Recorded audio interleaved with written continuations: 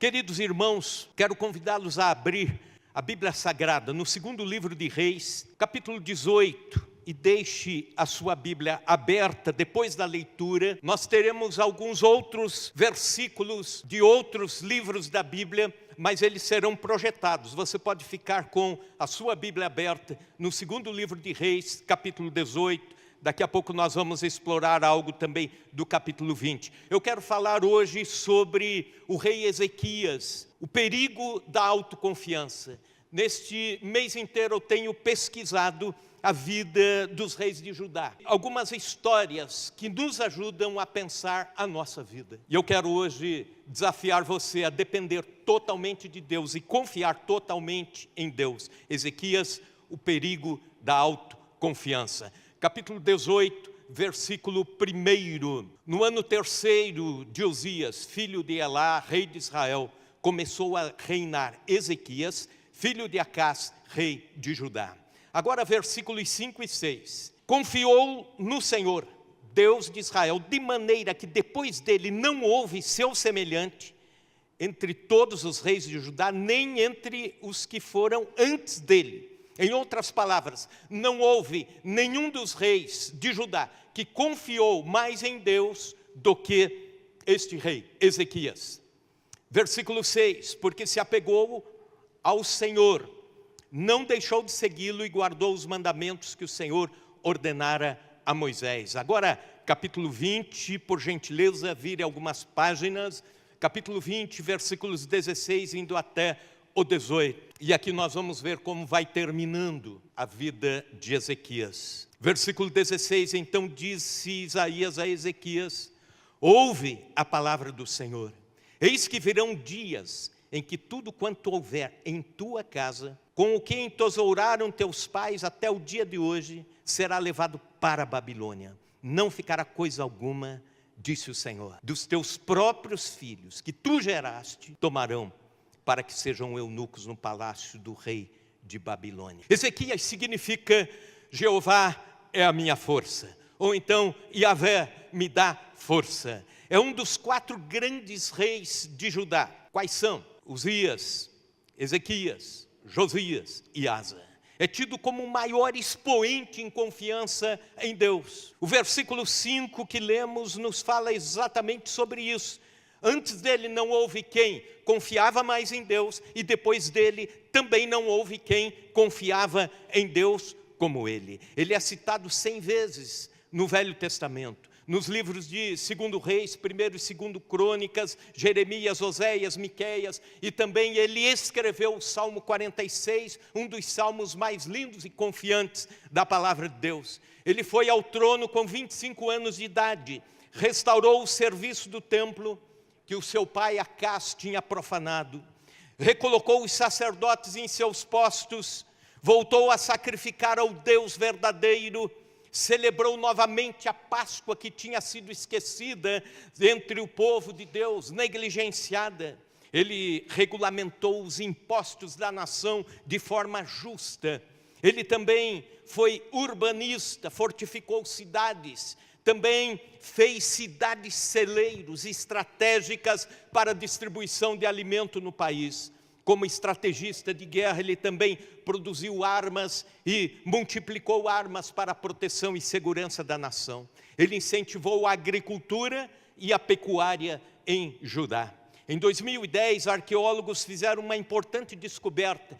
Muito próximo do Monte do Templo, em Jerusalém, encontraram o selo oficial de Ezequias. Não somente comprovando a existência desse rei, mas a importância dele entre o povo. Alguns traços do rei Ezequias eu quero levantar para você à luz de textos da palavra de Deus. Em primeiro lugar, uma pessoa confiante em Deus vive a oração e os milagres de Deus. Há um escritor que se ateve a escrever sobre todas as orações contidas na palavra de Deus, o Locayer, e quando ele chega em Ezequias, ele diz o seguinte: não há um homem que tenha expressado tanta confiança em Deus nas suas orações como este rei chamado Ezequias. Em primeiro lugar, ele confiou em Deus nas situações nacionais. Quando se tratava do seu reinado, ele confiou em Deus.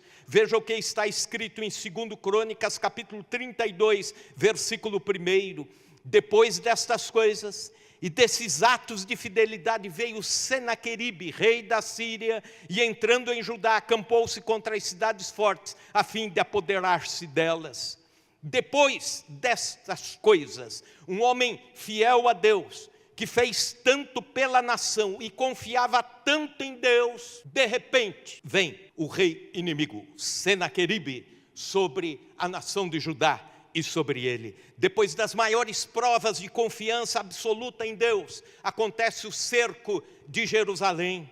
Vem sobre Judá uma potência bélica ameaçando 200.000 soldados aproximadamente, vindo cercar Jerusalém e ameaçar e dizer: ou vocês se rendem e deixam que a gente entre na cidade e aí não vai haver guerra, ou então nós entramos e esmagamos Jerusalém e aprisionamos o seu rei. Alguma vez esse pensamento já te veio à mente? Depois de tanta confiança em Deus, depois de tanta fidelidade a Deus, depois de tanta busca ao Senhor, por que os Senaqueribes vêm contra mim? Ou por que as lutas e tribulações estão fazendo cerco na minha vida? Alguns perguntam: o que eu fiz de errado? Segundo Reis, capítulo 18, versículo 19, diz que o Rabsaque, que era o porta-voz do rei Senaqueribe, aquele que estava ameaçando, chega e começa a gritar para lá de fora do cerco. Ele grita para o rei dentro da cidade, dizendo: que confiança é essa na qual você se estriba? Em outras palavras, até os inimigos de longe já tinham a noção clara, a informação de que Ezequias tinha uma confiança diferenciada em Deus. No capítulo 19 inteiro de 2 Reis, o Senaqueribe zomba de Deus. Ele envia uma carta ao rei Ezequias, dizendo: você não pode confiar no seu Deus, todos os outros deuses das outras nações perderam para os nossos deuses. Nós invadimos as nações pelas quais o exército assírio marchou, e agora estamos na sua frente. Seu Deus não vai se livrar você, seu Deus não é poderoso tanto quanto os nossos deuses, e nós vamos invadir sim Jerusalém, e nós vamos entrar se você não se render e o seu exército não se render e abrir as portas da cidade. E a palavra de Deus diz que o Ezequias, confiando em Deus, gritou para o povo lá fora, para todos aqueles que estavam em Jerusalém apavorados, disse: confiem no Senhor, confiem em Deus, Deus dará livramento. E ele pega essa carta, se recolhe para o palácio, e diz a palavra do Senhor que ele e o profeta Isaías se ajoelham sobre aquela carta e dizem assim: Deus, eles estão zombando do Senhor, eles estão zombando do teu poder, mas nós confiamos em ti, nós confiamos no Senhor, o Senhor dará livramento. Aleluia!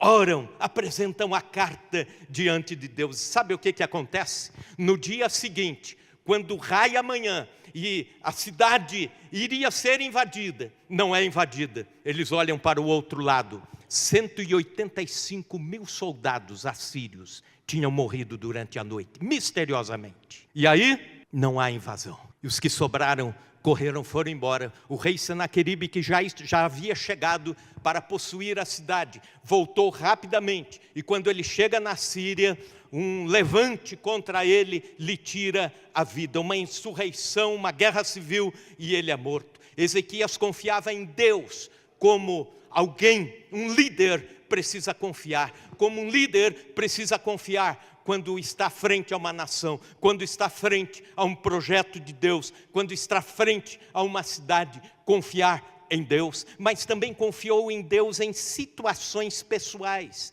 Veja comigo, segundo livro de Reis, capítulo 20, indo um pouquinho adiante, e você vai ver aqui os versículos 1, indo até o 3. Naqueles dias, Ezequias adoeceu, de uma enfermidade de morte. Veio ter com ele o profeta Isaías, filho de Amós, lhe disse: assim diz o Senhor, põe em ordem a tua casa, porque morrerás e não viverás. Então virou Ezequias o rosto para a parede e orou ao Senhor, dizendo: lembra-te, Senhor, peço-te, de que andei diante de ti com fidelidade, com inteireza de coração, e fiz o que era reto aos teus olhos, e chorou muitíssimo. Aqui é o relato da doença mortal de Ezequias. E o anúncio do profeta Isaías era: põe em ordem a tua casa, morrerás e não viverás.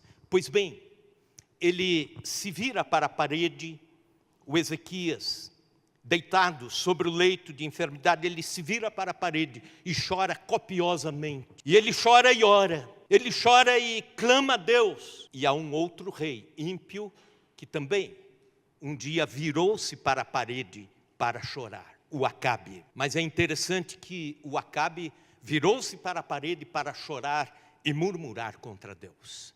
E o Ezequias virou-se para a parede para orar e clamar misericórdia de Deus. A pergunta que faço é: de que forma você vira para a parede na hora dos apertos da vida? Não é uma questão de posição física, mas uma questão de disposição de alma. Veja o que Deus faz. Versículos 6, indo até o 11. Acrescentarei, e o profeta Isaías dizendo para ele: acrescentarei aos teus dias 15 anos, e das mãos do rei da Síria te livrarei, a ti e esta cidade, e defenderei esta cidade por amor de mim, e por amor de Davi, meu servo. Disse mais Isaías: tomai uma pasta de figo, tomaram-na, e puseram sobre a úlcera, e ele recuperou a saúde. Ezequias disse a Isaías: qual será o sinal de que o Senhor me curará, e de que ao terceiro dia subirei à casa do Senhor? Respondeu Isaías: ser-te-á isto da parte do Senhor, como sinal de que ele cumprirá a sua palavra. E disse: adiantar-se-á a sombra 10 graus, ou os retrocederá. Então disse Ezequias: é fácil que a sombra adiante 10 graus, tal porém não aconteça, antes retroceda 10 graus. Então o profeta Isaías clamou ao Senhor e fez retroceder 10 graus a sombra lançada pelo sol declinante no relógio de Acás. Em outras palavras, ele pergunta, pede a Deus um sinal de que a oração dele está respondida. Ele pede um sinal de que dali 3 dias ele esteja de volta no palácio, ele esteja de volta na casa de Deus, no templo. O sinal era esse. Havia um relógio onde, conforme a hora do dia, se batia e as sombras iam se projetando sobre uma escadaria, e conforme o degrau em que estivesse a sombra ou o sol, seria a hora do dia. O relógio que o pai de Ezequias projetou, o relógio de Acás. E diz a Bíblia que a sombra, se adiantasse, ele diz, seria até fácil de entender que algo diferente aconteceu, mas se retroceder é impossível. Então, se retroceder 10 degraus, eu vou entender que é um sinal de Deus. Ele confiava em Deus, absolutamente, tanto para a vida da nação, como para a sua vida particular. Ele confiava em Deus absolutamente, em todos os sinais, em todos os momentos, na voz de Deus e até da forma com que ele lidava com a voz de Deus, com o agir de Deus na sua vida. Portanto, confiança absoluta. E naquele dia, a sombra retrocedeu, como se o tempo tivesse girado ao contrário, nos 10 degraus, e eu não sei quais seriam as horas nesses 10 degraus, mas é a ideia de que, como se o tempo tivesse voltado atrás. Uma confiança absoluta em Deus, mas um segundo elemento na vida de Ezequias. Uma pessoa confiante em Deus é serena ao administrar as crises. Houve 3 grandes crises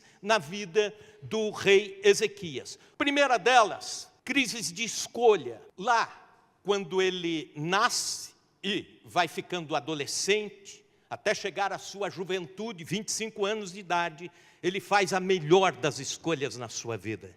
Ele era filho de Acás, e a Bíblia diz que Acás foi um rei mau, fez o que era mal diante de Deus. Aí o Ezequias olha para o seu pai e diz: eu quero ser diferente. Que grande escolha, que escolha maravilhosa. Ele depois tem um filho chamado Manassés. O Ezequias gera um filho chamado Manassés, e esse foi pior dos piores, o pior de todos os homens, diz a Bíblia, que já passou pela face da terra. Portanto, ele tinha um pai mau, e depois teve um filho multiplicado este mal, muitas vezes, péssimo, mas ele, pessoalmente, teve decisões na vida: servir a Deus e fazer o bem, servir a Deus e confiar em Deus. Querido irmão, querida irmã, é decisão sua, é opção. Você não é forçado pelos pais. Você pode dizer: eu quero ser diferente, a minha vida será diferente. Se você tem um encontro com Cristo, você poderá ter uma vida confiante em Deus, independente do que foram as decisões do seu pai, do seu avô. Você pode ser diferente e ter uma vida abençoada por Deus. Isso é opção, isso é decisão. Uma segunda escolha é quando ele estava sendo ameaçado, de cima do muro de Jerusalém, e lá embaixo ouvindo as ameaças do exército da Síria, e também a carta do rei da Síria, e também o porta-voz do rei da Síria. E a decisão, a escolha era essa: ou abre as portas da cidade e não tem guerra, vocês se entregam, ou então nós entramos. E eu imagino que ele rapidamente pensou isso: se eu abrir as portas, eu não estou confiando em Deus. Se eu fechar as portas e clamar a Deus, Deus ouvirá. Não é fácil tomar decisões quando se trata de vidas humanas. Ezequias escolheu o certo, manteve-se firme no seu caráter. Escute isso: todas as escolhas têm ganhos e perdas. Escolhas envolvem rupturas de padrões, escolhas envolvem conforto, desconforto. É por isso que a gente diz: houve crise em Ezequias quando se tratou de escolha. Nas escolhas, ele preferiu confiar em Deus. Mas também uma segunda crise, a crise do inesperado. Estava indo tudo bem no reinado. Ele tinha paz e segurança por todos os lados. E de repente vem o exército de Senaqueribe. Ele estava seguro e de repente vem a ameaça. Deus agiu poderosamente, porque Ezequias e Isaías, o profeta, oraram, e Ezequias confiou, e Ezequias proclamou uma consideração sobre a crise do inesperado. Imaginem o seguinte: num dia a nação desfrutando a melhor paz, segurança e prosperidade, o reinado seguro. No outro dia, uma ameaça que coloca em risco não só a capital, mas também todo o reino sul. Todo inesperado muda um destino traçado.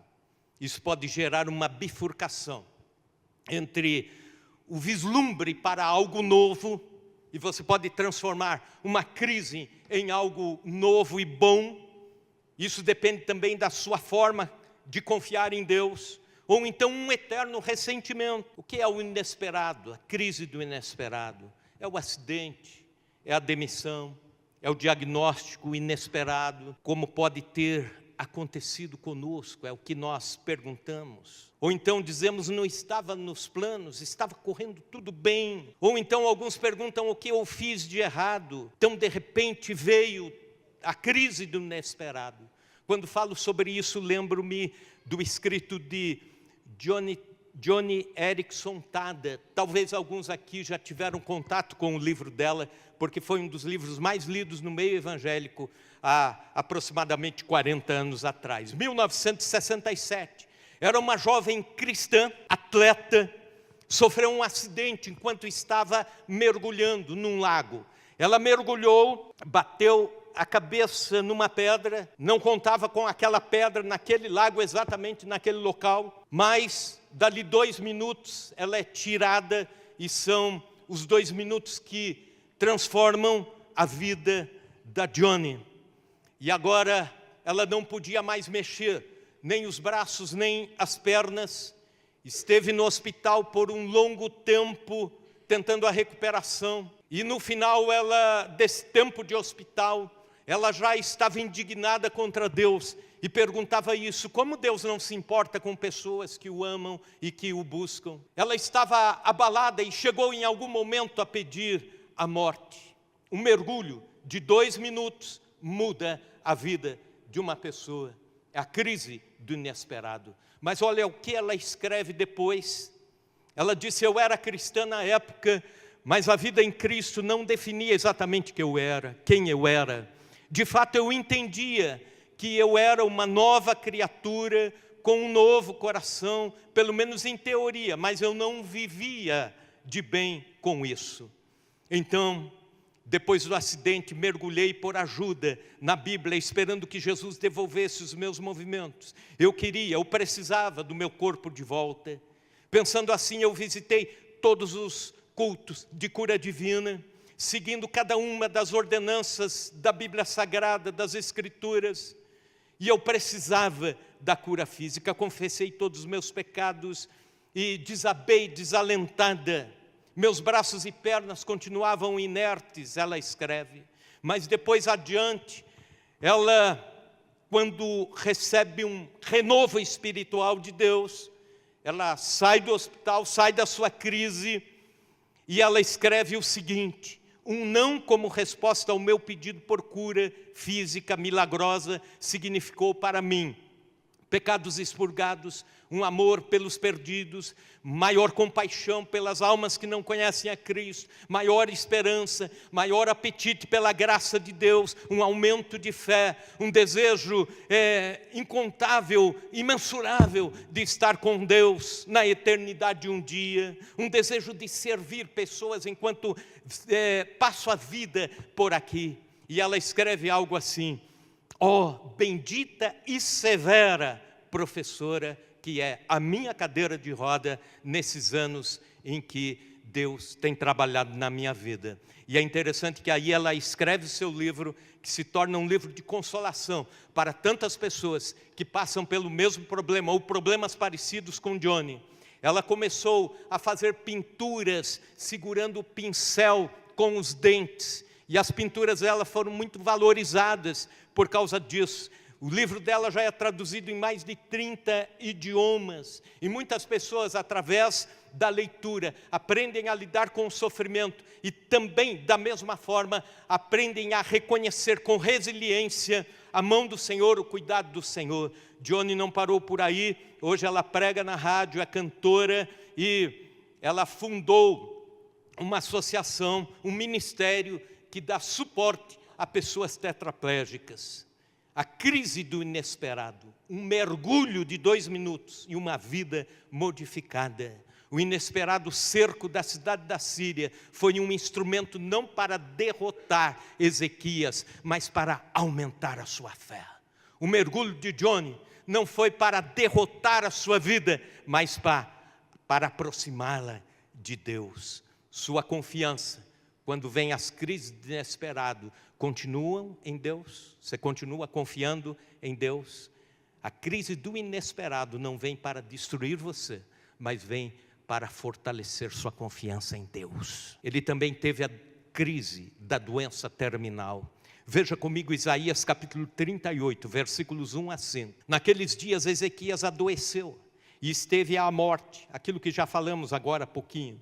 E veio ter com ele o profeta Isaías, filho de Amós, e lhe disse: assim diz o Senhor, põe em casa a tua ordem, porque morrerás e não viverás. Então virou Ezequias o seu rosto para a parede e orou ao Senhor e disse: lembra-te agora, ó Senhor, peço-te de que do modo pelo qual tenho andado diante de ti, em verdade, com o coração perfeito, tenho feito o que é reto aos teus olhos. E chorou Ezequias amargamente. Então veio a palavra do Senhor a Isaías dizendo: vai, dize a Ezequias, assim diz o Senhor, o Deus de Davi teu pai, ouvi a tua oração e vi as tuas lágrimas, eis que acrescentarei aos teus dias 15 anos. A saúde, quando debilitada, fragiliza as emoções de alguém, de uma família, muda a agenda de uma casa, altera os planos de uma família, transverte o orçamento familiar. Mas mais uma vez, Ezequias ora e chora e confia. Mais uma vez, ele confia em Deus de forma sobrenatural e Deus o responde de forma sobrenatural. Continue confiando totalmente em Deus. Terceiro elemento que vejo em Ezequias, o submeter-se à vontade de Deus, mas já com algumas restrições. E aí eu quero te chamar a atenção justamente para isso. Na doença, ele virou para o lado, chorou, e Deus deu quantos anos de vida a mais? 15 anos. 2 detalhes, nesses 15 anos a mais, ele gerou Manassés, que foi o pior dos piores. Ele foi um homem temente a Deus, mas o filho, gerado nos 15 anos a mais, destruiu uma nação inteira. Segundo, a Bíblia diz que ele se exaltou depois da cura. O orgulho subiu ao coração, e ele também, no seu orgulho, na sua ostentação, abriu as portas do palácio e mostrou para uma delegação da Babilônia tudo o que ele tinha, como uma forma de dizer: olha, eu tenho muito, tenho riquezas, a minha nação está segura, e escancara as portas para essa delegação de visitantes de Babilônia. Anos depois, Babilônia cresce os olhos, vem, invade Israel e leva todas as riquezas do templo, do palácio, da nação, e até pessoas para os 70 anos de exílio babilônico. Um conselho muito perene: peça a Deus o que está dentro da vontade de Deus, e sempre termine as orações dizendo: Senhor, faça a tua vontade. Leve a sério isso. Há orações que não deveriam ser atendidas, mas são didáticas. Por exemplo, o filho pródigo, ele pede ao seu pai a herança. O pai podia ter dito não, e o pai dá, como uma forma de dizer: ele vai aprender. Fica dentro de um propósito eterno de Deus. Deus nunca erra, e Deus não errou com o Ezequias. Não sabemos qual o propósito, mas aqui cabe um alerta veemente. Cuidado, aceite sempre a vontade de Deus e clame sempre por ela ao final das suas orações, como Jesus fez no Getsêmani, e como Jesus nos ensinou a fazer, orando e depois pedindo: seja feita a tua vontade. Quarto elemento, uma pessoa confiante em Deus não está imune, é tentada a autoconfiança. Ele era o homem mais confiante em Deus, não esqueça isso, o que lemos lá no início. Mas agora ele se tornou poderoso. Veja 2 Crônicas capítulo 32, versículos 22 e 23. Assim o Senhor salvou Ezequias e os seus moradores de Jerusalém da mão de Senaqueribe, rei da Síria, e lhe deu descanso de todos os lados. E muitos trouxeram presentes a Jerusalém, ao Senhor, e coisas preciosas a Ezequias, rei de Judá. De modo que, desde então, foi ele exaltado perante os olhos de todas as nações. Um perigo.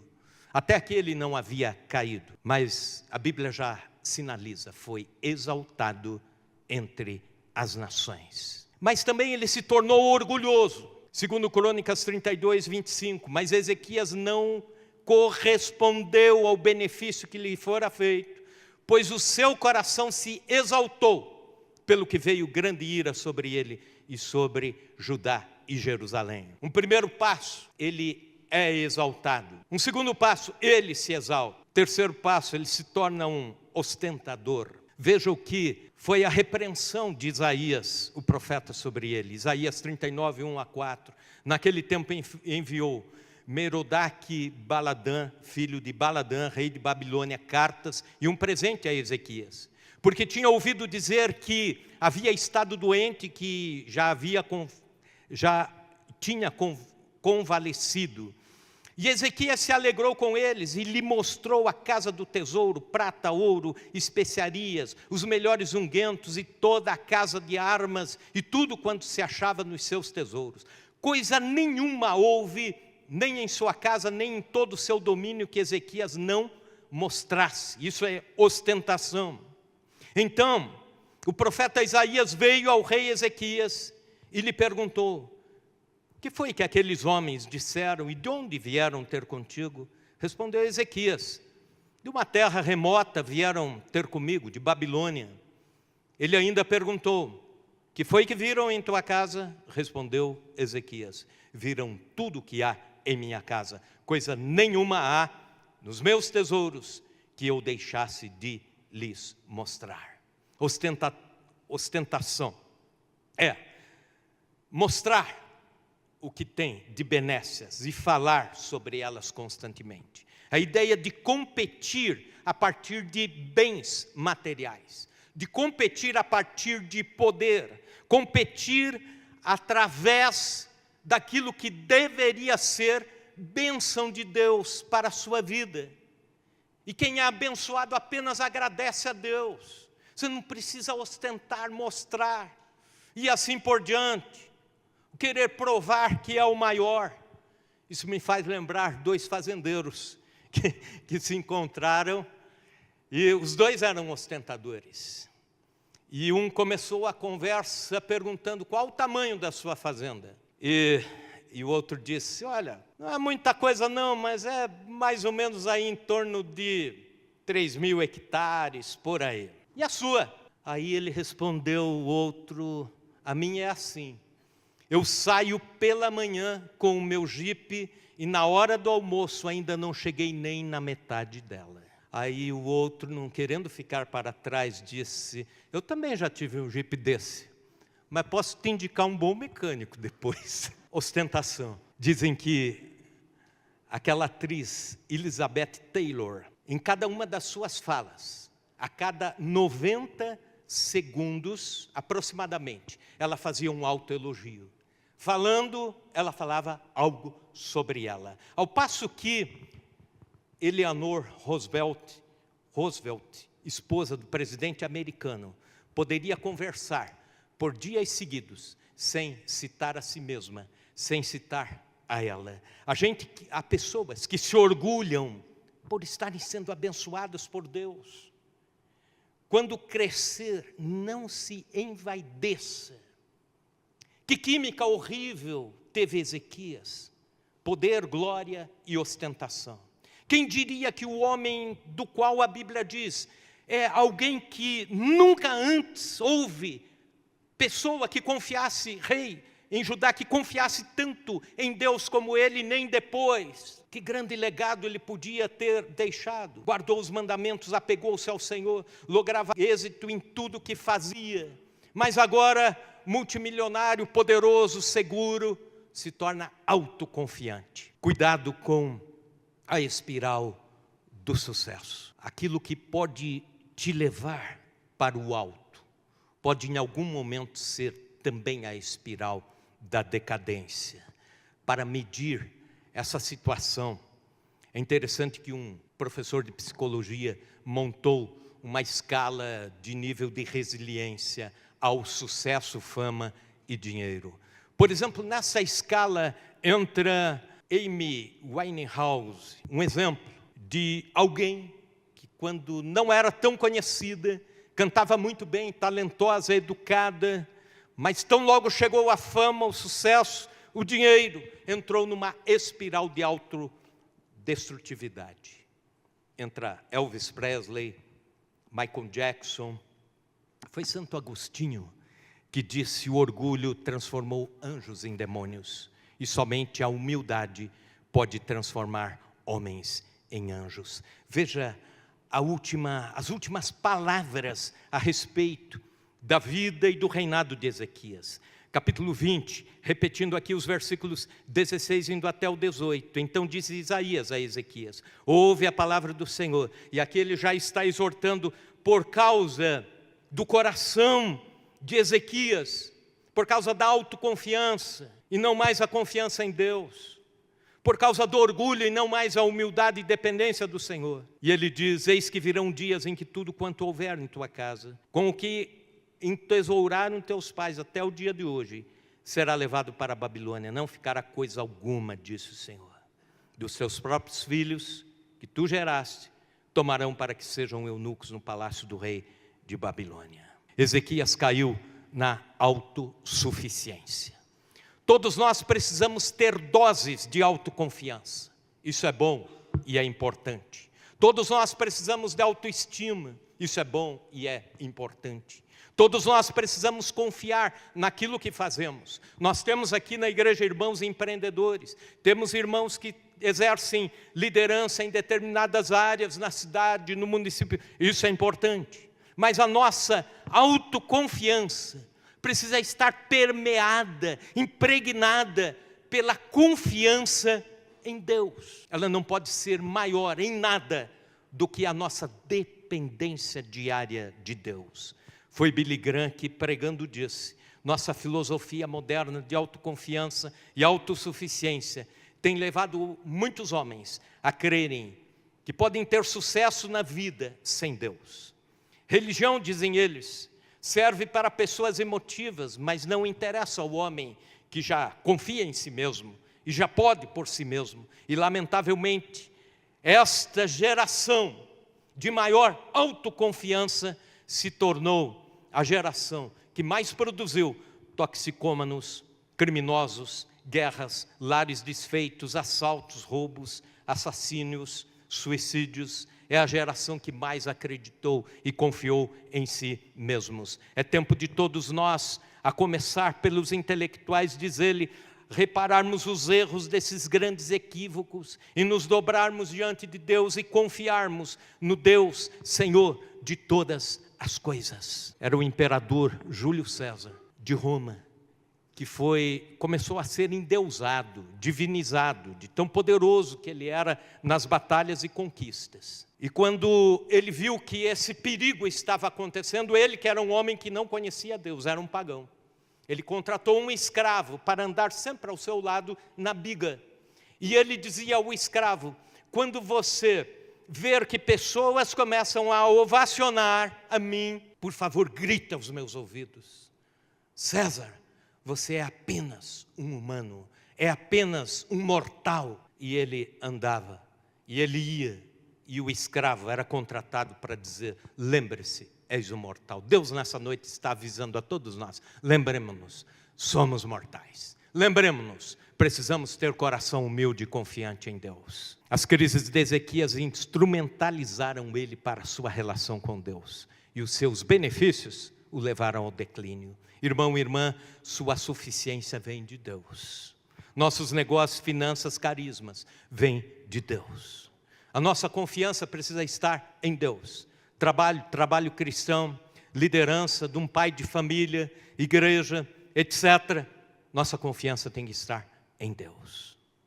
Enquanto eu pregava aqui, talvez alguns se identificaram com a primeira etapa de Ezequias, confiantes em Deus absolutamente. Eu quero te dizer o seguinte: continue confiante em Deus absolutamente, em tudo.